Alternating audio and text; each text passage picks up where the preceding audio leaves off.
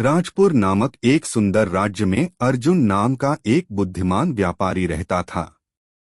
वह अपने व्यापार में अत्यंत सफल था, लेकिन उसे हमेशा अधिक धन कमाने की लालसा रहती थी। इसी कारण वह दिन रात काम करता और अपने परिवार, स्वास्थ्य और आध्यात्मिक जीवन की उपेक्षा करता था। एक दिन वह एक संत के पास पहुंचा और बोला, महाराज, मैंने जीवन में बहुत धन कमाया है, लेकिन फिर भी मन अशांत रहता है। कृपया मुझे शांति का मार्ग दिखाएं। संत मुस्कुराए और उसे एक जलपात्र दिया जो पानी से भरा हुआ था। उन्होंने अर्जुन से कहा, इसे लेकर इस उबड़-खाबड़ रास्ते पर चलो, लेकिन ध्यान रहे कि एक भी बूंद पानी गिरे नहीं। अर्जुन बहुत सावधानी से चलने लगा। जब वह संत के पास लौटा तो संत ने पूछा, क्या तुमने रास्ते के सुंदर पेड़, चहकते पक्षी और ठंडी हवा का आनंद लिया? अर्जुन ने उत्तर दिया, नहीं महाराज, मैं तो केवल इस पात्र को संभालने में लगा रहा ताकि पानी गिर न जाए। संत मुस्कुराए और बोले, यही तुम्हारी समस्या है। तुम केवल धन कमाने में इतने व्यस्त हो कि जीवन के बाकी पहलुओं का आनंद नहीं ले पा रहे।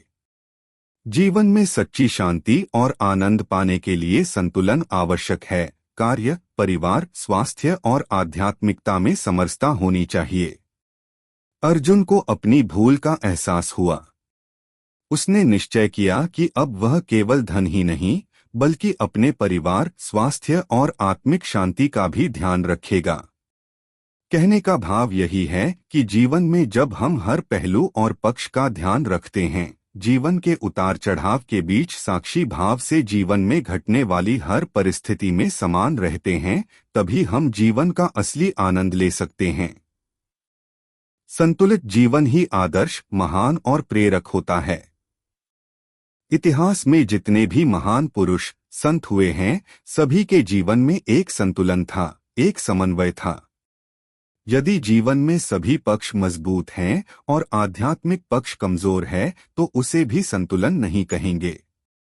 जैसे शरीर के लिए रोजाना भोजन जरूरी है, वैसे ही आत्मा की शांति, उन्नति और खुशहाली के लिए परमात्मा का ध्यान, एकांत, सत्संग और अध्ययन जरूरी है।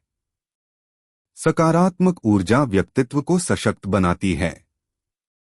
सीख जीवन यात्रा में बहुत से लोग भौतिक रूप से तो उन्नति कर लेते हैं, लेकिन वह जीवन के सबसे महत्वपूर्ण पक्ष आध्यात्मिकता को छोड़ देते हैं।